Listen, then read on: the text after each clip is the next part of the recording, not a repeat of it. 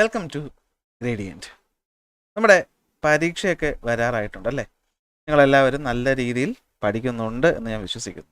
ഇനി കുറച്ച് ദിവസം കൂടെ ഉള്ളൂ പരീക്ഷയ്ക്ക്. അപ്പോൾ എന്ത് ചെയ്യുക, കിട്ടുന്ന സമയം അത്രയും മാക്സിമം പഠിക്കാൻ വേണ്ടിയിട്ട് ചിലവാക്കുക. അപ്പോൾ ഇന്നത്തെ ക്ലാസ്സിൽ നമ്മൾ ജോഗ്രഫിയുടെ രണ്ടാമത്തെ ചാപ്റ്റർ ആയിട്ടുള്ള climatic regions and climatic change എന്ന ചാപ്റ്ററിൻ്റെ ഒരു ക്യുക്ക് വൺ ഷോട്ട് റിവിഷനാണ് ഉദ്ദേശിക്കുന്നത്. ഒറ്റ ക്ലാസ് വളരെ ചുരുങ്ങിയ സമയം കൊണ്ട് നമ്മൾ ഈ ചാപ്റ്ററിലെ എല്ലാ ഇമ്പോർട്ടൻ്റ് പോയിന്റും എന്ത് ചെയ്യും, കവർ ചെയ്യും. ഇതാ കണ്ടോ, ഫുൾ ചാപ്റ്ററിനെ ഞാൻ ഇങ്ങനെ ഒരു ടേബിൾ ഫോമിലോട്ട് ആക്കിയിട്ടുണ്ട്. ആകെ ഒരു 2 പേജ് ഇതാ തീർന്നു. ആലോചിച്ച് നോക്കണം, ഇത്രയും വലിയൊരു ചാപ്റ്ററാണ്. അതിൽ ഒട്ടുമുക്കാൽ പോയിന്റുകളും ഞാനിവിടെ എന്ത് ചെയ്തിട്ടുണ്ട്, ഉൾപ്പെടുത്തിയിട്ടുണ്ട്. പക്ഷേ അതിനെല്ലാം മാക്സിമം ചുരുക്കി എന്ത് ചെയ്തിട്ടുണ്ട്, ഒരു 2 പേജിനകത്ത് ഒതുക്കിയിട്ടുണ്ട്. അപ്പോൾ ഒരു തവണ ആ ചാപ്റ്റർ നല്ല രീതിയിൽ പഠിച്ചിട്ടുള്ള നിങ്ങൾക്ക് റിവിഷനായിട്ട് ഈ ഒരു നോട്ട് ഉപയോഗിക്കാം. ഇനി ഒന്നും പഠിക്കാത്ത മടിയന്മാർക്കും വേണമെങ്കിൽ എന്ത് ചെയ്യാം, ഈ ഒരു നോട്ട് ഉപയോഗിക്കാം. ഞാനതെ കൊണ്ട് പ്രോത്സാഹിപ്പിക്കുന്നില്ല, നേരെ ടെക്സ്റ്റ് ബുക്ക് പഠിക്കുന്നതാണ് നല്ലത്. എങ്കിലും ഇനിയിപ്പോൾ എക്സാമൊക്കെ അടുക്കാറായി, നമുക്ക് സമയമില്ല എന്നൊക്കെ വന്നു കഴിഞ്ഞാൽ എന്ത് ചെയ്യുക, ഈ ഒരു ക്ലാസ് കണ്ടിട്ട് പോയാലും നിങ്ങൾക്ക് ഈ ചാപ്റ്ററിൽ നിന്ന് വരുന്ന ചോദ്യങ്ങളുടെ ഉത്തരം എഴുതാനായിട്ട് ഒരു പരിധി വരെ സാധിക്കും. ഓക്കെ, അപ്പോൾ സമയം കളയുന്നില്ല, നമുക്ക് എന്ത് ചെയ്യാം, തുടങ്ങാമല്ലോ. അപ്പോൾ ഈ ചാപ്റ്റർ നമ്മൾ പഠിക്കേണ്ട ആദ്യത്തെ പോയിന്റ് എന്താണ് ക്ലൈമറ്റിക് റീജിയൻ എന്നാണ്. എന്താണ് ഒരു ക്ലൈമറ്റിക് റീജിയൻ എന്ന് വെച്ച് കഴിഞ്ഞാൽ, ക്ലൈമറ്റിക് റീജിയൻ എന്ന് പറഞ്ഞാൽ അതൊരു വലിയ ഏരിയയാണ്. ആ ഏരിയയിൽ എന്തായിരിക്കും, ഒരേ ക്ലൈമറ്റിക് ക്യാരക്ടറിസ്റ്റിക്സ് ആയിരിക്കും. അതായത് ഇവിടുത്തെ ടെമ്പറേച്ചർ, റെയിൻഫോളിൻ്റെ പാറ്റേൺ, അതുപോലെ തന്നെ അവിടെ കാണുന്ന മരങ്ങൾ, അതൊക്കെ എന്തായിരിക്കും, ഒരുപോലെ ആയിരിക്കും. അപ്പോൾ എന്താണ് ഒരു ക്ലൈമറ്റിക് റീജിയൻ എന്ന് ചോദിച്ചാൽ നിങ്ങൾ പറയണം, it is A large area with similar climatic characteristics. ഒരു സ്ഥലമാണ്, ഒരു സ്ഥലമൊന്നും ചെറിയ സ്ഥലമല്ല, ഒരു വലിയ സ്ഥലമാണ്. അവിടുത്തെ ക്ലൈമറ്റിക് ക്യാരക്ടറിസ്റ്റിക്സ് എന്ന് പറയുന്നത് എന്തായിരിക്കും, സിമിലർ ആയിരിക്കും. ഇത് വെച്ചാൽ അവിടുത്തെ ടെമ്പറേച്ചർ, അവിടുത്തെ റെയിൻഫോളിൻ്റെ പാറ്റേൺ, അവിടെയുള്ള ട്രീസ്, അവിടെയുള്ള ആനിമൽസ്, അവിടെയുള്ള ആൾക്കാരുടെ ലൈവ്ലിഹുഡ്, ബാക്കി പോയിൻ്റൊക്കെ നിങ്ങൾക്ക് എന്ത് ചെയ്യാം, ഇഷ്ടമുള്ള പോലെ ആഡ് ചെയ്യാം. മെയിൻ പോയിൻ്റാണ് ഞാനിവിടെ എന്ത് ചെയ്യുന്നത് പറയുന്നത്. എന്ന് വെച്ചാൽ നമ്മളിവിടെ പറയുന്ന പോയിന്റുകൾ നിങ്ങൾ നോട്ടിലോട്ട് എഴുതുമ്പോൾ, അല്ലെങ്കിൽ എന്ത് ചെയ്യണം, നിങ്ങൾ എക്സാം പേപ്പറിലോട്ട് എഴുതുമ്പോൾ ആദ്യം എഴുതേണ്ടത് ഈ പോയിന്റ് ആയിരിക്കണം. ബാക്കി കുറച്ചൊക്കെ നിങ്ങൾക്ക് എന്ത് ചെയ്യാം, അവിടെ നിന്ന് അങ്ങോട്ടും ഇങ്ങോട്ടും ഒക്കെ കുറച്ച് ഗ്യാസൊക്കെ അടിച്ച് കയറ്റും. അങ്ങനെ നമ്മുടെ മൊത്തം ഭൂമിയെ നമ്മൾ 8 ക്ലൈമറ്റിക് റീജിയനുകളായിട്ടാണ് ഡിവൈഡ് ചെയ്തിട്ടുള്ളത്. ആ 8 ക്ലൈമറ്റിക് റീജിയൻ ഏതാണ്, എവിടെയാണ്, അതിൻ്റെ പല പല പേരുകൾ എന്തൊക്കെയാണ്, അവിടുത്തെ കാലാവസ്ഥ, മഴയുടെ പാറ്റേൺ, ടെമ്പറേച്ചർ, അവിടുത്തെ vegetation, wild life, human life and economy. സത്യം പറഞ്ഞാൽ നമ്മൾ ഇങ്ങനെയല്ലേ ആ ഒരു ചാപ്റ്ററിനെ ഫുള്ള് ഡിവൈഡ് ചെയ്തിരിക്കുന്ന. ഓരോ റീജിയൻ എടുക്കുന്നു, അവിടുത്തെ ഇത്രയും പോയിന്റുകൾ പറയുന്നു. അപ്പോൾ ആ പോയിന്റുകളെ ഏറ്റവും ചുരുക്കിയ ഫോമിൽ ഞാനിവിടെ തന്നിട്ടുണ്ട്. തുടങ്ങാമല്ലോ. ആദ്യം പഠിക്കാൻ പോകുന്നതാണ് ഇക്വറ്റോറിയൽ ക്ലൈമറ്റിക് റീജിയൻ. അപ്പോൾ ആ പേര് കേൾക്കുമ്പോൾ തന്നെ നിങ്ങൾക്കറിയാം ഇക്വേറ്ററിൻ്റെ ഭാഗത്താണ്. എന്ന് വെച്ചാൽ 10 ഡിഗ്രി നോർത്തും 10 ഡിഗ്രി സൗത്തും. കണ്ടോ, ഈ കാണുന്നതാണ് നമ്മുടെ ഇക്വേറ്റർ. ഈ ഇക്വേറ്ററിൻ്റെ 10 ഡിഗ്രി നോർത്ത് എന്ന് പറയുമ്പോൾ ഇത്രയും ഏരിയ വരും, 10 ഡിഗ്രി സൗത്ത് എന്ന് പറയുമ്പോൾ ഇത്രയും ഏരിയ വരും. ഏതൊക്കെ സ്ഥലങ്ങളാണ് വരുന്നത്, സൗത്ത് ഈസ്റ്റ് ഏഷ്യയുടെ ഭാഗം. ഇന്ത്യ വരുന്നുണ്ടോ, ഇല്ല. സൗത്ത് ഈസ്റ്റ് ഏഷ്യയുടെ ഭാഗം, അതുപോലെ ആഫ്രിക്കയുടെ സെൻട്രൽ ആഫ്രിക്കയുടെ ഭാഗം, അതുപോലെ തന്നെ നമ്മുടെ സൗത്ത് അമേരിക്കയിലെ ആമസോൺ കാടുകളും ഏതിൽ വരും, ഇക്വറ്റോറിയൽ ക്ലൈമറ്റിക് റീജിയനിൽ വരും. അപ്പോൾ ഇക്വറ്റോറിയൽ ക്ലൈമറ്റിക് റീജിയൻ എവിടെയാണ്, 10 ഡിഗ്രി നോർത്ത്, 10 ഡിഗ്രി സൗത്ത്. ഏതൊക്കെ ഭാഗങ്ങളാണ് വരുന്നത്, സൗത്ത് ഈസ്റ്റ് ഏഷ്യ വരുന്നുണ്ട്, സെൻട്രൽ ആഫ്രിക്ക വരുന്നുണ്ട്, അതുപോലെ തന്നെ ആമസോൺ കാടുകൾ ഇതിനകത്ത് വരും. അപ്പോൾ നിങ്ങൾ ആലോചിച്ച് നോക്കിയേ, ഇക്വറ്റോറിയൽ എന്ന് പറയുമ്പോൾ തന്നെ നമുക്കറിയാം എന്താണ്, സൂര്യപ്രകാശം വെർട്ടിക്കലി വന്ന് വീഴുന്നത് കൊണ്ട് തന്നെ വളരെയധികം ചൂടുള്ളൊരു പ്രദേശമാണ് ഇവിടം. പക്ഷേ ചൂട് അധികമായി കൂടിയാൽ അവിടെ കൺവെക്ഷൻ നടക്കുമെന്നും അതുകൊണ്ട് മഴ പെയ്യുമെന്നും നമ്മൾ ഒന്നാമത്തെ ചാപ്റ്ററിൽ പഠിച്ചു.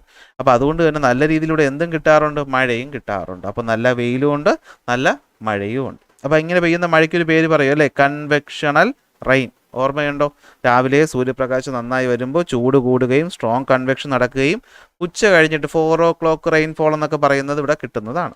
അപ്പോൾ നല്ല വെയിലും നല്ല മഴയും. അപ്പോൾ ഇവിടെ എന്തുണ്ട്, ഇല കൊഴിയാത്ത എവർഗ്രീൻ ഫോറസ്റ്റുകളുണ്ട്. ഇവിടെ എന്തുണ്ട്, എവർഗ്രീൻ ഫോറസ്റ്റുകളുണ്ട്. എന്ന് വെച്ചാൽ എപ്പോഴും നിങ്ങൾ ആമസോൺ കാട് ആലോചിച്ചാൽ മതി, അവിടെ എപ്പോഴെങ്കിലും ഇല കൊഴിയുന്നതായിട്ട് ചിന്തിക്കാൻ പറ്റുമോ, കൊഴിയുന്നുണ്ടായിരിക്കും, പക്ഷേ അതിന് ഒരു പ്രത്യേക സീസൺ ഇല്ല എന്നർത്ഥം. അപ്പോൾ കാടാണ്, കാടിനകത്ത് മൊത്തം വന്യമൃഗങ്ങളാണ്, പ്രശ്നമാണ്. സോ പോപ്പുലേഷൻ ഡെൻസിറ്റി എന്ന് പറയുന്നത് വളരെ കുറവാണ്. ഫോറസ്ട്രി എന്ന് വെച്ചാൽ കൂടുതലും വനവുമായി ബന്ധപ്പെട്ടാണ് ഇവിടെ ഉള്ളത്. എങ്കിലും ഇവിടെ കുറച്ച് ട്രൈബുകളൊക്കെ ഉണ്ട്. ട്രൈബിൻ്റെ പേര് ഈ ചാപ്റ്റർ പഠിക്കാനില്ലാത്തതുകൊണ്ട് ഞാൻ ഉൾപ്പെടുത്തിയിട്ടില്ല. ഓക്കെ, ആ പറയുന്ന ട്രൈബുകൾ അവിടെ ചെറിയ രീതിയിൽ ഷിഫ്റ്റിംഗ് കൾട്ടിവേഷനും അതുപോലെ തന്നെ സബ്സിസ്റ്റൻസ് ഫാമിങ്ങും പരിപാടിയൊക്കെ ചെയ്യാറുണ്ട്.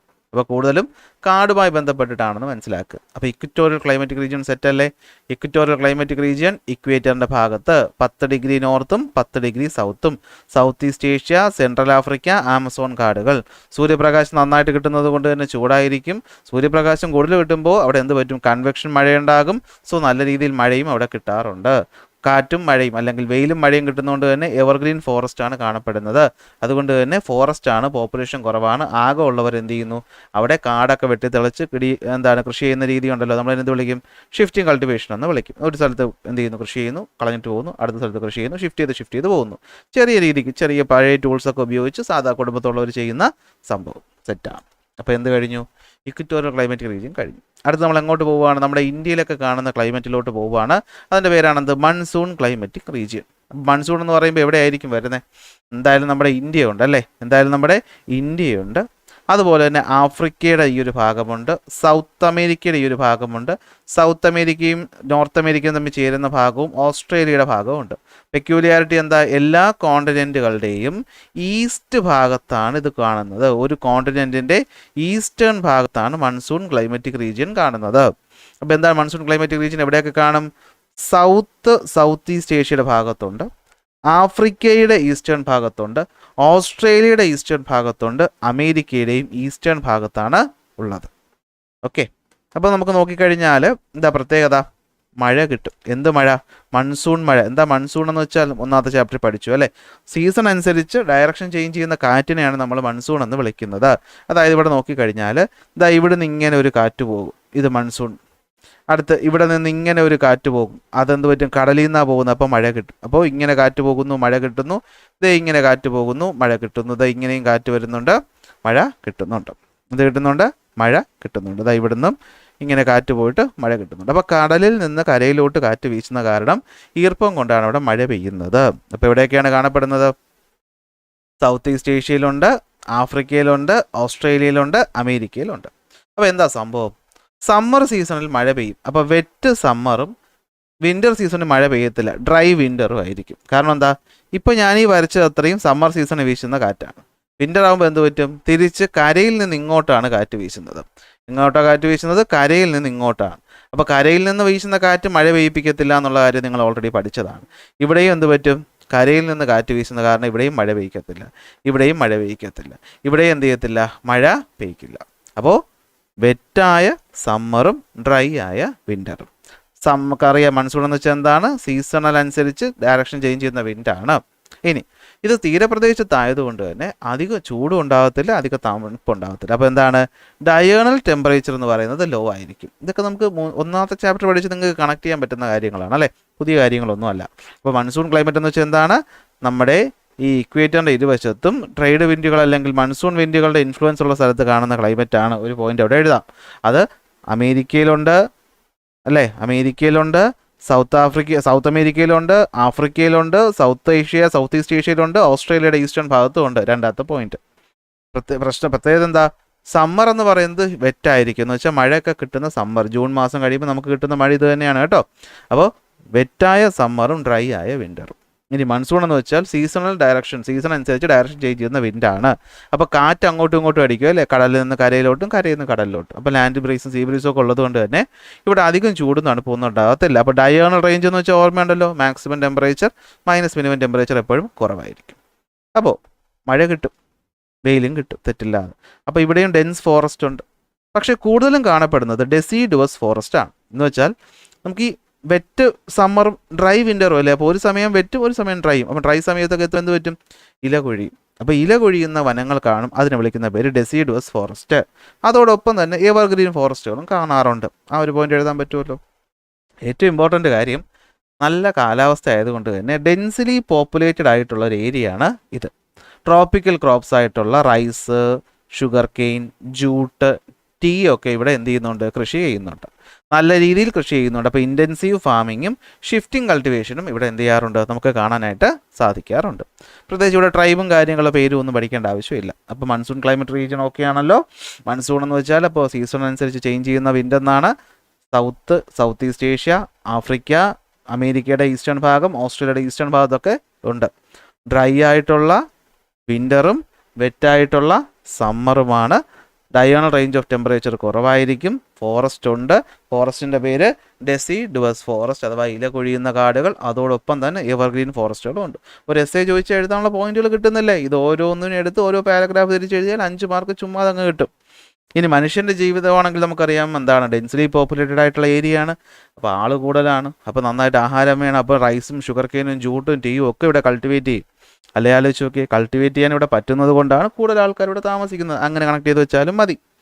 ഇനി നന്നായിട്ട് കൃഷി വേണമെങ്കിൽ നന്നായിട്ട് കൃഷി ചെയ്യണം, നന്നായിട്ട് ഫുഡ് വേണമെങ്കിൽ നന്നായിട്ട് കൃഷി ചെയ്യണം. അപ്പോൾ ഇൻറ്റൻസീവ് ഫാമിംഗ് ഉണ്ട്. ഇനി ചെറിയ ഭാഗങ്ങളിൽ ഷിഫ്റ്റിംഗ് കൾട്ടിവേഷനും കാണാനായിട്ട് പറ്റും. ഓക്കെ അല്ലേ? അടുത്ത് പോകുന്നതാണ് എങ്ങോട്ട്? സവാന. സവാന റീജിയൻ എന്ന് പറഞ്ഞാൽ എവിടെയാണ്? 10 ഡിഗ്രി മുതൽ 30 ഡിഗ്രി ലാറ്റിറ്റ്യൂഡ് ഭാഗത്താണ് സവാന റീജിയൻ കാണുന്നത്. എവിടെയാണ്? 10 to 30 ഡിഗ്രി റീജിയണിലാണ് കാണുന്നത്. എന്ന് വെച്ചാൽ ഏതാണ്ട് നമ്മുടെ ഏത് മൺസൂൺ ക്ലൈമറ്റ് റീജിയനും ഈ സ്ഥലത്ത് തന്നെയാണ്. പക്ഷേ കാറ്റ് വരുന്ന സ്ഥലം ആയതുകൊണ്ടാണ് അതിനെ പ്രത്യേകം നമ്മൾ ലാറ്റിറ്റ്യൂഡ് പറയാതെ പറഞ്ഞത്. അപ്പോൾ സവാന റീജിയൻ എത്രയാണ്? 10 തൊട്ട് 30 വരെ. 10 തൊട്ട് 30 വരെ. 10 തൊട്ട് 30 വരെയുള്ള റീജിയനിലാണ് കാണപ്പെടുന്നത്. എവിടെയൊക്കെയാണ് കാണപ്പെടുന്നത്? നമുക്ക് സ്ഥലങ്ങൾ ഓർത്ത് വയ്ക്കുക അല്ലേ? ഞാൻ അന്ന് പറഞ്ഞു തന്നു അല്ലേ? പുറപ്പെട്ടു. എവിടെ നിന്ന്?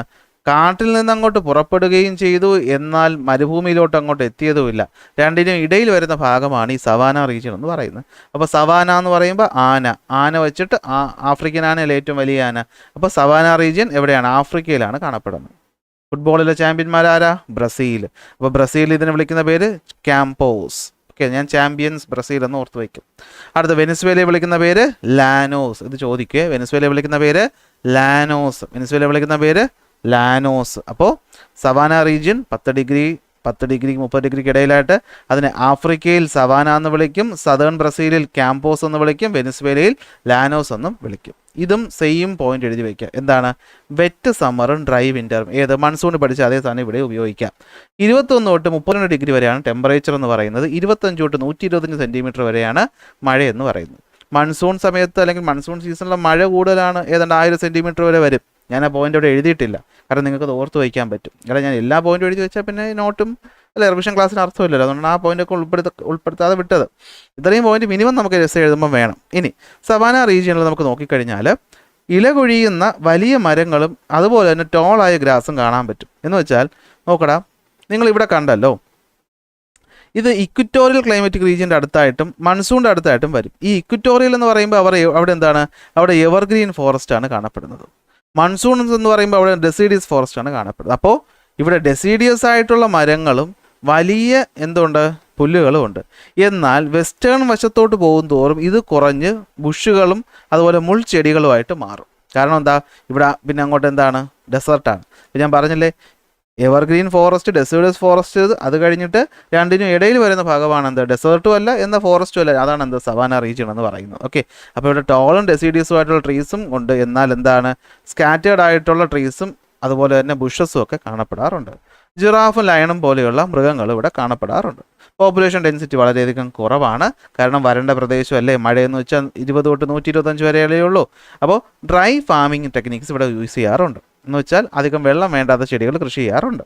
ഇവിടെ കാണുന്ന ട്രൈബിൻ്റെ പേരാണ് മസായി ട്രൈബ് എന്ന് പറയുന്നത്. അവരെന്താണ്? ആഫ്രിക്ക. ഓക്കെ, മസായി ട്രൈബ് എന്താ ചെയ്യുന്നത്? പാസ്റ്ററലിസം, മൃഗങ്ങളെ മേയിച്ചൊക്കെയാണ് അവർ ജീവിക്കുന്നത്. അപ്പോൾ സവാനയിലെ ട്രൈബൽ ഗ്രൂപ്പാണ് ആര്? മാസായി. എന്താണ്? മാസായി. സവാനയിലെ ആനയൊക്കെ ഉണ്ടല്ലോ. അപ്പോൾ അവന്മാർ കുറച്ച് മാസ് കാണിക്കുമല്ലോ അല്ലേ? നമുക്കൊരു ആന ഉണ്ടെങ്കിൽ നമ്മൾ എന്ത് ചെയ്യും? കുറച്ച് മാസമൊക്കെ കാണിക്കുക. അപ്പോൾ സവാനയിലെ ട്രൈബിൻ്റെ പേരാണ്, ആനയുള്ളത് കൊണ്ട് മാസ് കാണിക്കുന്ന മാസായി ട്രൈബ്. ഇനി യൂറോപ്യന്മാർ ഇവിടെ കോളനികളാക്കി വെച്ചിട്ടുണ്ടായിരുന്നു പണ്ട് കാലത്ത്. അതുകൊണ്ട് ഇവിടെ കോട്ടണും കോഫിയൊക്കെ കൾട്ടിവേറ്റ് ചെയ്യും. ബ്രസീലിൻ്റെ ഭാഗത്ത് കോഫിയും അതുപോലെ സുഡാൻ്റെ ഭാഗത്ത് കോട്ടണും ഒക്കെ എന്ത് ചെയ്യാറുണ്ട്? യൂറോപ്യന്മാരുടെ കോളനി ആക്കിയതുകൊണ്ട് കൾട്ടിവേറ്റ് ചെയ്യാറുണ്ട്. അത് ഓർത്ത് വയ്ക്കാമല്ലോ. അപ്പോൾ അതാണ് സവാന റീജിയൻ എന്ന് പറയുന്നത്. ഓക്കെ, അടുത്ത് വരുന്ന ഏതാണ്? ഡെസേർട്ടാണ്. കണ്ടോ, സവാനയിൽ നിന്ന് കണ്ടോ, ഇവിടുത്തെ സവാന റീജിയൻ കഴിഞ്ഞ് പിന്നെ വരുന്നതൊക്കെ എന്താണ്? ഡെസേർട്ടാണ്. കണ്ടോ, എന്നാ നോക്കി, കണ്ടോ ഡെസേർട്ട്. കണ്ടോ ഡെസേർട്ട് എവിടെയൊക്കെയുണ്ട്? ആഫ്രിക്കയുടെ നോർത്ത് ആഫ്രിക്കയിൽ സഹാറ മരുഭൂമിയുണ്ട്, സൗത്ത് ആഫ്രിക്കയിൽ കൽഹാരിയും ഉണ്ട്, അതുപോലെ എന്താണ്? നമീബി ഡെസേർട്ടും ഉണ്ട്. അതുപോലെ തന്നെ നമുക്ക് നോർത്ത് അമേരിക്കയിൽ എന്താണ്? മൊജാവോ ഡെസേർട്ടുണ്ട്. അതുപോലെ സൗത്ത് അമേരിക്കയിൽ അറ്റക്കാമ ഡെസേർട്ടുണ്ട്. പിന്നെ ഓസ്ട്രേലിയയിൽ ഓസ്ട്രേലിയൻ ഡെസേർട്ടും ഉണ്ട്. അറേബ്യയുടെ ഭാഗത്ത് അറേബ്യൻ ഡെസേർട്ടും ഉണ്ട്. ഓക്കെ, അപ്പോൾ ഇതാണ് ഡെസേർട്ട് എന്ന് പറയുന്നത്. അപ്പോൾ ഡെസേർട്ട് എന്ന് പറഞ്ഞാൽ എവിടെയാണ്? 15 ഡിഗ്രി മുതൽ 30 ഡിഗ്രി വരെയാണ്. 15 ഡിഗ്രി മുതൽ 30 ഡിഗ്രി വരെയാണ്. അപ്പോൾ നിങ്ങൾ ചോദിക്കും, സാറേ ഈ സവാന റീജിയണൊക്കെ ഏതാണ്ട് ഈ ഭാഗത്ത് തന്നെ അല്ലേ? പക്ഷെ പ്രശ്നം എന്താണ്, ഈ സ്ഥലങ്ങളൊക്കെ ഇരിക്കുന്നത് ഒരു കോണ്ടിനെൻറ്റിൻ്റെ വെസ്റ്റേൺ ഭാഗത്താണ്. കണ്ടോ, ഒരു കോണ്ടിനെൻറ്റിൻ്റെ ഇത് ഈസ്റ്റ്, ഇത് വെസ്റ്റേൺ ഭാഗത്താണ് ഇത് കൂടുതലായിട്ട് കാണപ്പെടുന്നത്. അടുത്ത് ഈ കോണ്ടിനെൻറ്റിൻ്റെ വെസ്റ്റേൺ ഭാഗത്താണ് ഇവിടെ കാണപ്പെടുന്നത്. കണ്ടോ, ഈ കോണ്ടിനെൻറ്റിൻ്റെ വെസ്റ്റേൺ ഭാഗത്താണ്, ഈ കോണ്ടിനെൻറ്റിൻ്റെ വെസ്റ്റേൺ ഭാഗത്താണ്, ഈ കോണ്ടിനെൻറ്റിൻ്റെയും വെസ്റ്റേൺ ഭാഗത്താണ് കാണപ്പെടുന്നത്. കാരണം ഈ വെസ്റ്റേൺ ഭാഗത്തുള്ള പ്രശ്നം എന്താണെന്ന് വെച്ച് കഴിഞ്ഞാൽ ഇവിടെ മഴ പെയ്യിപ്പിക്കാനായിട്ട് ആരില്ല, ട്രേഡ് വിൻഡിന് പറ്റത്തില്ല. കാരണം ഇവിടെ എത്തുമ്പോഴത്തേക്കും നമ്മുടെ ഈ ട്രേഡ് വിൻഡ് ഉണ്ടല്ലോ, അതിൻ്റെ ഈർപ്പം നഷ്ടപ്പെടും. ഇവിടുന്ന് വരുന്ന ട്രേഡ് വിൻഡ് ഇവിടെയൊക്കെ മഴ പെയ്യിപ്പിച്ച് കഴിഞ്ഞിട്ട് ഇങ്ങോട്ട് എത്തുമ്പോഴത്തേക്കും പിന്നെ മഴ പെയ്യിക്കാൻ പറ്റത്തില്ല. അങ്ങനെ മഴ പെയ്യിക്കാൻ പറ്റാത്തതുകൊണ്ടാണ് ഇവിടെ എന്താകുന്നത്, ചൂടായിട്ട് മാറുന്നത്. അപ്പോൾ എന്താണ്, കോണ്ടിനെൻറ്റുകളുടെ വെസ്റ്റേൺ ഭാഗത്തായിട്ടാണ് ഡെസേർട്ട് കാണപ്പെടുന്നത്. പേര് ഇമ്പോർട്ടൻ്റ് ആണ്. നോർത്ത് ആഫ്രിക്കയിലെ സഹാറ, സൗത്ത് ആഫ്രിക്കയിലെ കൽഹാരിയും നമീബിയും സ്പെല്ലിംഗ് മിസ്റ്റേക്ക് ഉണ്ട്. NAMIB അല്ല NAMIB ആണ്, ഈ സ്പെല്ലിംഗ് മിസ്റ്റേക്കാണ്. അടുത്ത് നോക്കിയേ, സൗത്ത് അമേരിക്കയിൽ അമേരിക്ക എന്നിട്ട് സൗത്ത് അമേരിക്കയിലെ അറ്റക്കാമ, ഇന്ത്യയിൽ അതിനെ ഥാർ ഡെസേർട്ട് എന്ന് വിളിക്കും. മിഡിൽ ഈസ്റ്റിൻ്റെ ഭാഗത്ത് തന്നെ അറേബ്യൻ ഡെസേർട്ട് എന്ന് വിളിക്കും. നോർത്ത് അമേരിക്കയിൽ സൊനോരൻ ആൻഡ് മൊജാവി ഡെസേർട്ട് എന്നാണ് വിളിക്കുന്നത്. ഭയങ്കര ചൂടാണ്, രാത്രി ഭയങ്കര തണുപ്പുമാണ്, എഴുതാൻ പറ്റും. വെറും കുറച്ച് 25 സെൻറ്റിമീറ്റർ താഴെ മഴയേ കിട്ടുള്ളൂ. ഡെസേർട്ട് എന്ന് പറഞ്ഞാൽ മഴയില്ലല്ലോ. ഏറ്റവും കൂടുതൽ ടെമ്പറേച്ചർ റെക്കോർഡ് ചെയ്തിട്ടുള്ളത് സഹാറയിലെ അൽ അസീസിയ എന്ന് പറയുന്ന സ്ഥലത്താണ്, 58 ഡിഗ്രി സെൽഷ്യസ്. ചെടിയെ മരത്തിനെയും പറ്റി പറയേ വേണ്ട. ഇവിടെ എന്താണ്, ആ മുൾച്ചെടികളും അതുപോലെ എന്താണ് ചെറിയ ചെറിയ കാര്യങ്ങളേ ഉള്ളൂ. പിന്നെ ചില സ്ഥലങ്ങളിൽ വെള്ളം കാണാറുണ്ട്. അങ്ങനെ വെള്ളം കാണുന്ന പ്രദേശത്തെയാണ് നമ്മൾ ഒയാസിസ് എന്ന് വിളിക്കുന്നത്. എന്താ വിളിക്കുന്നത്, ഒയാസിസ് എന്ന് വിളിക്കുന്നു. അപ്പോൾ സ്പാഴ്സലി പോപ്പുലേറ്റഡ് ആണ്, എന്ന് വെച്ചാൽ അധികം ആളൊന്നും ഇല്ല. ഉദാഹരണമാണ് കൽഹാരിയിലെ ബുഷ്മാൻ എന്ന് പറയുന്നത് അവിടുത്തെ ഇൻഡിജീനിയസ് ട്രൈബാണ്. എന്ന് വെച്ചാൽ ഈ സാധാരണക്കാർക്കൊന്നും ജീവിക്കാൻ പറ്റാത്ത കണ്ടീഷനിൽ അവർ എന്ത് ചെയ്യുന്നുണ്ട്, ജീവിക്കുന്നുണ്ട്. ഒയാസിസ് ഉള്ള ഭാഗത്ത് ഫാമിങ്ങും അഗ്രികൾച്ചറും നടത്താറുണ്ട്, അനിമൽ ഹസ്ബൻഡറി ഉണ്ട്. മിഡിൽ ഈസ്റ്റ് എന്ന് പറയുമ്പോൾ തന്നെ നമുക്കറിയാം എണ്ണയും ഓയിൽ ഫാമും ഓയിൽ പാടങ്ങളും ഒക്കെ ഉണ്ട്. അതുകൊണ്ട് മൈനിങ്ങും കാര്യങ്ങളും ഗോൾഡ്, കോപ്പർ പോലെ ഓയിൽ പോലെയുള്ളതിൻ്റെ മൈനിങ് കാരണം ഇപ്പോൾ ഈ സിറ്റികൾ എന്തായിട്ടുണ്ട്, ഹൈലി ഡെവലപ്ഡും ഈ സ്പാഴ്സലി പോപ്പുലേറ്റഡും ആയിട്ട് ഉള്ളത് ഇപ്പോൾ എന്ത് ചെയ്യുന്നുണ്ട്, ഹൈലി പോപ്പുലേറ്റഡ് സ്ഥലങ്ങളായിട്ട് മാറിയിട്ടുമുണ്ട്. അത് നമുക്കൊരു കണക്ഷനിലും ഓർത്ത് വയ്ക്കാൻ പറ്റുമല്ലോ. അപ്പോൾ ഡെസേർട്ട് എന്ന് വെച്ചാൽ 15 to 30 ഡിഗ്രിയുടെ ഭാഗത്താണ് കാണപ്പെടുന്നത്. ഒരു കോണ്ടിനെൻറ്റിൻ്റെ വെസ്റ്റേൺ ഭാഗത്താണ് ഇത് കൂടുതലായിട്ടും കാണപ്പെടുന്നത്. കാരണം എന്താണ്, ട്രേഡ് വിൻഡ് അവിടെ എത്തുമ്പോഴത്തേക്കും ഈർപ്പം നഷ്ടപ്പെട്ടു പോകുന്നത് കൊണ്ട്. ഹൈ ടെമ്പറേച്ചറാണ്, ലോ റെയിൻഫോൾ ആണ്. നോർത്ത് ആഫ്രിക്കയിൽ സഹാറ, സൗത്ത് ആഫ്രിക്കയിൽ കൽഹാരി. നോർത്ത് അമേരിക്കയിൽ മൊജാവി അതുപോലെ സൊനോരൻ. സൗത്ത് അമേരിക്കയിലാണെങ്കിൽ ഏതാണ്, നമ്മുടെ കൽഹാരി ഡെസേർട്ടല്ലോ. കൽഹാരിയിലുള്ള ഒരു പേര് അറ്റക്കാമ ഡെസേർട്ട്. നമ്മുടെ മിഡിൽ ഈസ്റ്റിൻ്റെ ഭാഗത്ത് അറേബ്യൻ ഡെസേർട്ട്, ഓസ്ട്രേലിയൻ ഡെസേർട്ട്. തെറ്റാണ്. ബുഷ്മാൻസ് ഓഫ് കൽഹാരിയാണ് ഇവിടുത്തെ ട്രൈബൽ ഗ്രൂപ്പ് എന്ന് പറയുന്നത്. ആരാണ്, ബുഷ്മാൻസ് ഓഫ് കൽഹാരിയാണ് ട്രൈബൽ ഗ്രൂപ്പ് എന്ന് പറയുന്നത്. ഒയാസിസ് ഉള്ള സ്ഥലത്ത് ഫാമിംഗ് ഉണ്ട്. മൈനിങ് വന്നത് കാരണം സിറ്റികൾ ഇപ്പോൾ ഹൈലി ഡെവലപ്ഡ് ആയിട്ട് മാറിയിട്ടുണ്ട്. അതുകൊണ്ട് ഇപ്പോൾ ആ സ്ഥലങ്ങൾ സ്പാഴ്സലി പോപ്പുലേറ്റഡ് അല്ല, ബാക്കി സ്ഥലങ്ങളാണ്. അടുത്ത് വരുന്നു മെഡിറ്ററേനിയൻ ക്ലൈമറ്റ്. എന്താണ് മെഡിറ്ററേനിയൻ ക്ലൈമറ്റ്? 30 to 45 ഡിഗ്രി വരെ, ഇതാ കണ്ടോ, 30 തൊട്ട് 45 ഡിഗ്രി വരെ ചില പ്രത്യേക സ്ഥലങ്ങളിൽ മാത്രം കാണുന്ന ഒരു ക്ലൈമാറ്റിക് റീജിയനാണ് മെഡിറ്ററേനിയൻ ക്ലൈമാറ്റിക് റീജിയൻ എന്ന് പറയുന്നത്. അപ്പോൾ മെഡിറ്ററേനിയൻ കടൽ ഇവിടെയാണെന്നും അതിന് ചുറ്റും വരുന്ന ഭാഗമാണ് ഇമ്പോർട്ടൻ്റ് എന്നും അറിയാം. എന്നാൽ ഇതേപോലത്തെ ക്ലൈമറ്റ് ഇതാ ഈ ആഫ്രിക്കയുടെ സൗത്തിലും സൗത്ത് അമേരിക്കയുടെ വെസ്റ്റിലും നോർത്ത് അമേരിക്കയുടെ വെസ്റ്റിലും ഒക്കെ എന്ത് ചെയ്യുന്നുണ്ട്, കാണുന്നുണ്ട്. ആ ക്ലൈമറ്റിൻ്റെ പേരാണ് മെഡിറ്ററേനിയൻ ക്ലൈമറ്റ്. അപ്പോൾ ഒന്നാമത്തെ പോയിന്റ്, മെഡിറ്ററേനിയൻ കടലിൻ്റെ ഭാഗങ്ങളിലായിട്ട് കാണപ്പെടുന്നു. കാലിഫോർണിയ, ചിലി അതുപോലെ സൗത്ത് ആഫ്രിക്കയുടെ ഭാഗങ്ങളും ഇത് കാണപ്പെടുന്നു.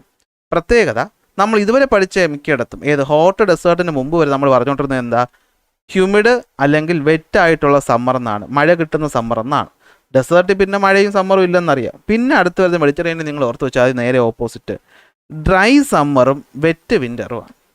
ഡ്രൈ സമ്മറും വെറ്റ് വിൻ്ററും. ഹോട്ട് ഡെസേർട്ടിന് മുമ്പ് വരെയുള്ള 3 നിങ്ങൾക്ക് ആ പോയിന്റ് എഴുതാം. ഏതെഴുതാം, സമ്മർ എന്ന് പറയുന്ന വെറ്റാണ്, സമ്മർ സമയത്ത് മഴ കിട്ടുമെന്നുള്ളത് എഴുതായിരുന്നു. പക്ഷേ ഇനി അത് പറ്റത്തില്ല.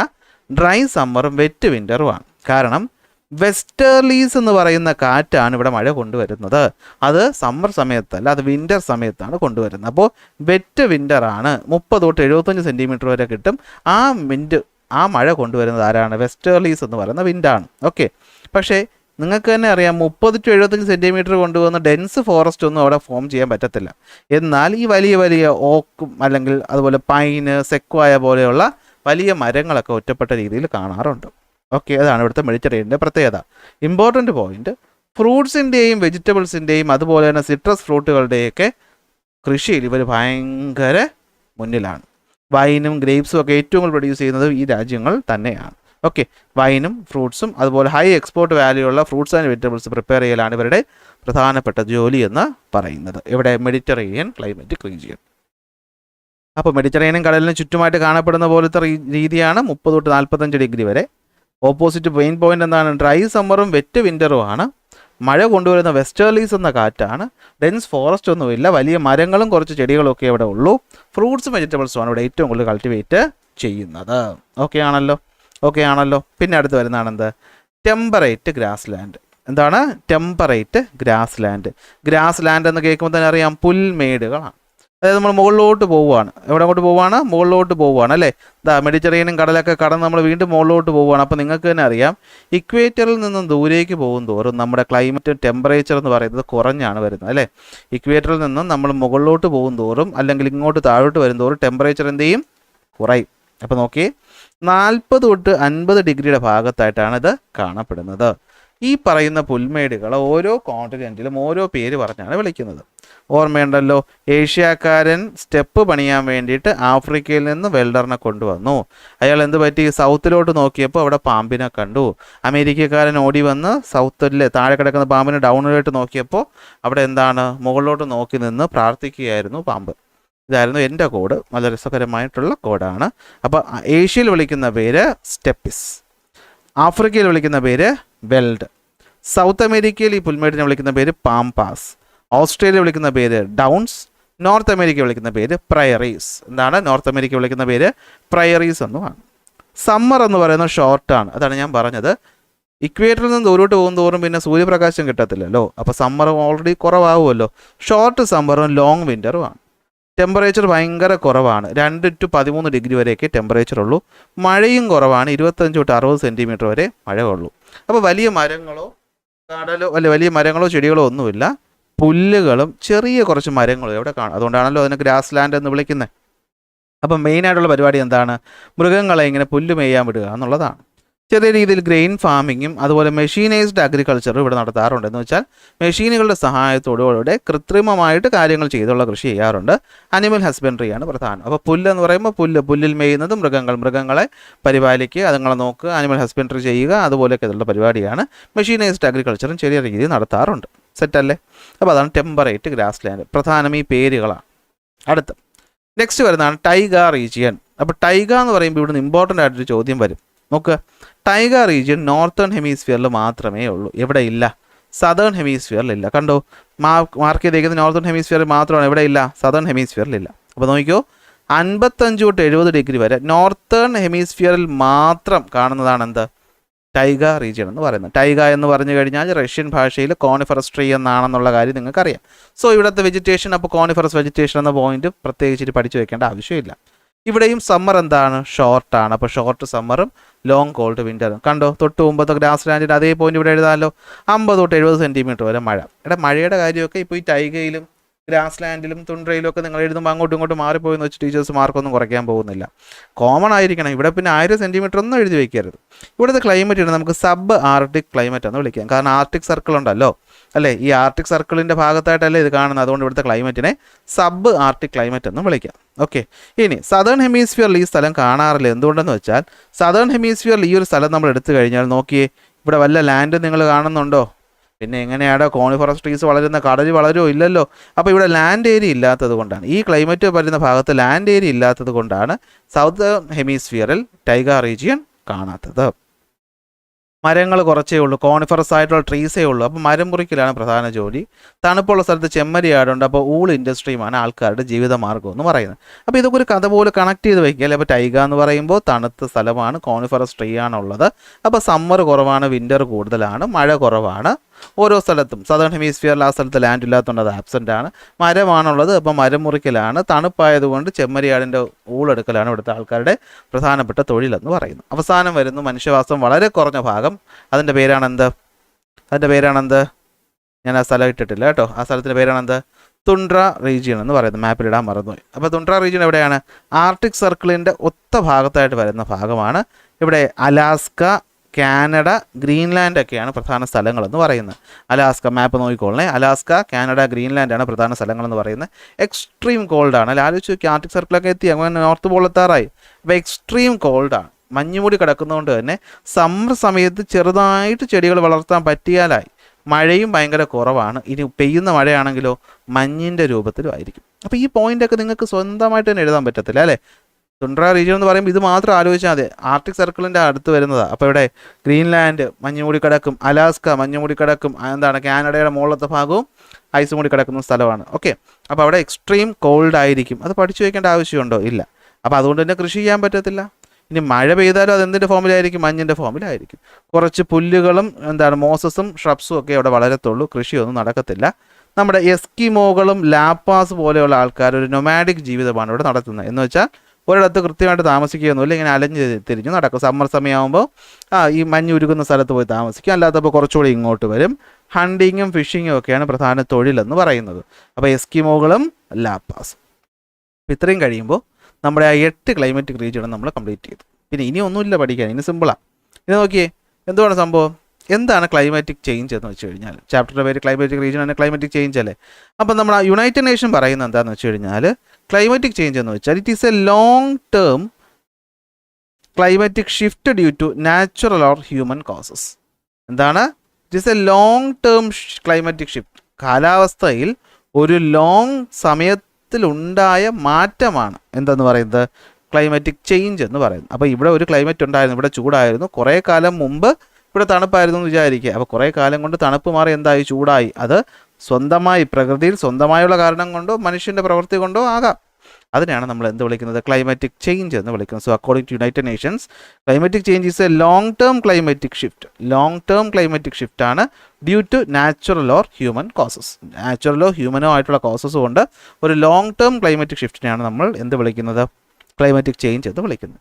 അതിന് നാച്ചുറൽ കോസുകളായിട്ടുള്ള വോൾക്കാനിക് എറപ്ഷൻ ആകാം, സോളാർ ആക്ടിവിറ്റി ആകാം, ഓഷ്യൻ കറണ്ടുകളാകാം.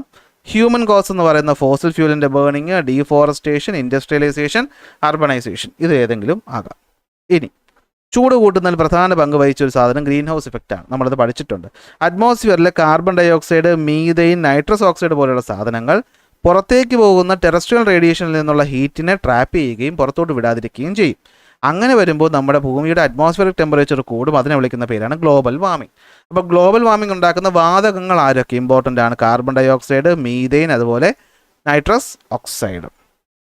എന്തൊക്കെയാണ് ഇമ്പാക്റ്റുകൾ? ഈ പറയുന്ന ടെമ്പറേച്ചർ കൂടുമ്പോൾ എന്ത് പറ്റും? ഗ്ലേഷ്യർ മെൽറ്റ് ചെയ്യും. അതുപോലെ തന്നെ എന്ത് പറ്റും? സീ ലെവൽ റൈസ് ചെയ്യും. ഐസ് ഉരുകും, ഉരുകിയ ഐസൊക്കെ കടലിലോട്ട് വരും. അപ്പോൾ ഐസ് ഉരുകുന്നു, കടൽ കയറുന്നു. അപ്പോൾ ഇത് മനസ്സിലാക്കാൻ വേണ്ടി 2 പ്രധാനപ്പെട്ട പോയിന്റുകളുണ്ട്. എന്താണെന്ന് വെച്ചാൽ, 2 രാജ്യങ്ങൾ കുറച്ച് പ്രത്യേക രീതിയിൽ അവരുടെ പാർലമെൻറ്റ് കൂടി. ഒന്ന് നേപ്പാൾ കൂടി. എന്തുകൊണ്ടാണ്? നേപ്പാളിൻ്റെ ഭാഗത്ത് 10 to 20 മീറ്റർ പെർ ഇയർ എന്ത് ചെയ്യാണ്? ഗ്ലേഷ്യർ മെൽറ്റ് ചെയ്തുകൊണ്ടിരിക്കുകയാണ്. അപ്പോൾ അത് ബോധവൽക്കരിക്കാനും ലോകങ്ങൾ അറിയാനും വേണ്ടിയിട്ട് അവരെന്ത് ചെയ്തു? എവറസ്റ്റ് കൊടുമുടി പോയിട്ട് ഒരു പാർലമെൻറ്റ് കൂടി. അതുപോലെ ഇവിടുന്ന് ഉരുകി വരുന്ന വെള്ളം ചെന്ന് കയറുന്ന കടലാണ്. അപ്പോൾ കടലാൽ ചുറ്റപ്പെട്ട രാജ്യമാണ് മാൽദീവ്സ്. അവർ കടലിനടിയിൽ വെച്ച് എന്ത് ചെയ്തു? ഒരു പാർലമെൻറ്റ് കൂടി. കാരണം ഓരോ കൊല്ലവും 0.42 സെൻറ്റിമീറ്റർ വെച്ച് കടൽ എന്ത് ചെയ്യാണ്? ഉയരുകയാണ്. ഇത് 2 കൊണ്ടും ആ രാജ്യത്തിൻ്റെ മൊത്തം എക്കോസിസ്റ്റവും മനുഷ്യരുടെ ജീവിതവും ഡേഞ്ചറിലാണ്. അപ്പോൾ ഇത് 2ഉം ഒന്ന് ഓർത്ത് വെച്ചേക്കുക. അപ്പോൾ എന്തുകൊണ്ടാണ് 2 രാജ്യങ്ങളായ നേപ്പാളും മാൽദീവ്സും പ്രത്യേക രീതിയിൽ പാർലമെൻറ്റ് കൂടിയതെന്ന രീതിയിൽ ചോദ്യം വന്നാൽ നിങ്ങൾ ഈ പോയിന്റ് പറയണം. നേപ്പാളിൽ 12 to 20 മീറ്റർ വരെ ഐസ് ഉരുകുന്നതും മാൽദീവ്സിൽ 0.42 സെൻറ്റിമീറ്റർ വെച്ച് കടൽ കയറുന്നതും ആ 2 രാജ്യങ്ങളുടെയും ജീവിതത്തിനും അതുപോലെ തന്നെ അവിടുത്തെ എക്കോസിസ്റ്റത്തിനും ത്രെട്ടായതുകൊണ്ട് അവരെന്ത് ചെയ്തു? അങ്ങനെ കൂടി. അപ്പോൾ അതിനുവേണ്ടി എന്ത് ചെയ്യണം? നമ്മൾ ഗ്ലോബൽ ലെവലിൽ ആക്ഷൻ എടുക്കണം. കാരണം ക്ലൈമറ്റ് ചേഞ്ച് എന്ന് വെച്ചാൽ ഒരു രാജ്യം ഇരുന്ന് ഉണ്ടാക്കുന്നതല്ല, രാജ്യങ്ങൾ ചേർന്നുണ്ടാക്കുന്നതാണ്. അപ്പോൾ ഇൻ്റർനാഷണൽ കോപ്പറേഷനിലൂടെയും അവയർനെസ്സുകളിലൂടെയും നമുക്കിത് മാറ്റാനായിട്ട് പറ്റത്തുള്ളൂ. ഓക്കെ, ഇനി ക്ലൈമറ്റിക് ചേഞ്ച് നമുക്ക് 2ആയിട്ട് തിരിക്കാം. ഒന്ന് നാച്ചുറലി ഉണ്ടാകുന്ന ക്ലൈമറ്റിക് ചേഞ്ചും മറ്റൊന്ന് ആന്ത്രപ്പോജനിക് ക്ലൈമറ്റിക് ചേഞ്ചും. നാച്ചുറൽ എന്ന് വെച്ച് കഴിഞ്ഞാൽ മനുഷ്യൻ ഇടപെട്ടിട്ടല്ല, പ്രകൃതി സ്വന്തമായിട്ട് നേരത്തെ പറഞ്ഞ കാര്യങ്ങളുണ്ടല്ലോ. ഏതൊക്കെ? Volcanic eruption, solar activity, ocean current കാരണം ഉണ്ടാകുന്നു. ഫോർ എക്സാമ്പിൾ ഐസ് ഏജുകൾ ഉണ്ടായതും അതിനിടയിലുള്ള ഇൻ്റർ ഗാലാക്റ്റിക് പീരീഡ് ഉണ്ടായതും എന്ന് വെച്ചാൽ ഐസ് ഏജും അതിനിടയിലുണ്ടാകുന്ന ചൂടുള്ള സമയവും. ആന്ത്രപ്പോജനിക് ക്ലൈമറ്റ് ചേഞ്ച് എന്ന് വെച്ചാൽ മനുഷ്യൻ കാരണം ഉണ്ടാകുന്നത്. ഫോർ എക്സാമ്പിൾ നമ്മൾ ഫോസിൽ ഫ്യൂൽ ബേൺ ചെയ്യുന്നു, ഡീഫോറസ്റ്റേഷൻ ചെയ്യുന്നു, ഇൻഡസ്ട്രിയൽ പൊല്യൂഷൻ ചെയ്യുന്നു. അത് കാരണം ഗ്ലോബൽ വാർമിംഗ് ഉണ്ടാകുന്നു, ടെമ്പറേച്ചർ കൂടുന്നു, ഐസ് ഉരുകുന്നു, നമ്മൾ ചെയ്യുന്നത്. അപ്പോൾ ഇതിനൊക്കെ സൊല്യൂഷൻ ഗ്ലോബൽ ഇനിഷ്യേറ്റീവ്സ് ആണ്. അങ്ങനെ നടന്ന കുറച്ച് ഗ്ലോബൽ ഇനിഷ്യേറ്റീവ്സ് ഒന്ന് നോക്കി വയ്ക്കുക. അപ്പോൾ ആദ്യം പറയേണ്ടത് മെട്രോളജിക്കൽ ഓർഗനൈസേഷനാണ്. വേൾഡ് മെട്രോളജിക്കൽ കാലാവസ്ഥ ഓർഗനൈസേഷൻ 1950 നമ്മൾ റിപ്പബ്ലിക്കായ വർഷം ജനീവയിൽ വെച്ച് നടക്കുന്നു. വേൾഡ് ക്ലൈമറ്റിക് കോൺഫറൻസുകൾ കണ്ടക്ട് ചെയ്യുന്നതാണ് അവരുടെ ജോലി. മറ്റൊന്ന് സ്റ്റോക്ക്ഹോം കോൺഫറൻസ് 1972 സ്റ്റോക്ക്ഹോം എന്ന് പറയുന്ന സ്ഥലത്ത് തന്നെ എന്തിനാണ് എൻവയോൺമെൻറ്റിൻ്റെ കൺസർവേഷനും ഡെവലപ്മെൻറ്റിനും വേണ്ടിയിട്ട്. മോൺട്രിയൽ പ്രോട്ടോകോൾ 87 എന്തിനു വേണ്ടിയിട്ട് ഓസോണിൻ്റെ പ്രൊട്ടക്ഷന് വേണ്ടിയിട്ട്, സ്ഥലം മോൺട്രിയൽ തന്നെ. Earth Summit 92 Rio de Janeiro ബ്രസീലിലാണ്. UN-ൻ്റെ എന്ത് ഫോം ചെയ്യുന്നു, അജണ്ട 21 ഫോം ചെയ്യുന്നു. ക്യോട്ടോ പ്രോട്ടോകോൾ 97 ജപ്പാനിലെ ക്യോട്ടോയിലാണ്, ഗ്രീൻ ഹൗസ് എഫക്റ്റിന് വേണ്ടിയിട്ട്. പാരീസ് എഗ്രിമെൻറ്റ് 2015 എന്തിനാണ്, ഗ്ലോബൽ വാർമിംഗ് കുറയ്ക്കാൻ വേണ്ടിയിട്ട്. G20 സമ്മിറ്റ് 2023 ന്യൂഡൽഹിയിൽ, motive 1 earth 1 family 1 future, green development, climatic finance and overall development. ഇതൊന്ന് ഓർത്ത് വെച്ചോ. ഇതിപ്പോൾ ഇമ്പോർട്ടൻ്റ് ആണോ അല്ലയോ എന്ന് ചോദിച്ചാൽ ടെക്സ്റ്റ് ബുക്ക് തന്നിട്ടുള്ളത് കൊണ്ട് ചോദിക്കാനൊരു സാധ്യത ഞാൻ കാണുന്നു. അതുകൊണ്ടാണ് അവസാനം അത് തന്നത്. ആലോചിച്ച് നോക്കിയേ, ഇത്രയും ചെറിയ സമയം കൊണ്ട് ഏതാണ്ട് ഒരു മണിക്കൂർ താഴെ എടുത്തിട്ടുള്ളൂ. നമ്മൾ ഈ ഒരു ചാപ്റ്റർ എന്ത് ചെയ്തിരിക്കുകയാണ്, വളരെ ഭംഗിയായിട്ട് എന്ത് ചെയ്തിരിക്കുകയാണ്, കവർ ചെയ്തിരിക്കുകയാണ്. ഈ PDF നോട്ട് ഞാൻ നിങ്ങൾക്ക് ടെലഗ്രാം ചാനലിൽ ഇട്ട് തന്നേക്കാം. ഓക്കെ, അപ്പോൾ പരീക്ഷയ്ക്ക് മുന്നേറ്റ് നോക്കിയിട്ട് പോവുക. ക്ലാസ് ഇഷ്ടപ്പെട്ടാൽ ലൈക്ക് ചെയ്യുക, ഷെയർ ചെയ്യുക, സബ്സ്ക്രൈബ് ചെയ്യുക. അടുത്ത ക്ലാസ്സിൽ അടുത്ത ടോപ്പിക്കുമായിട്ട് കാണാം.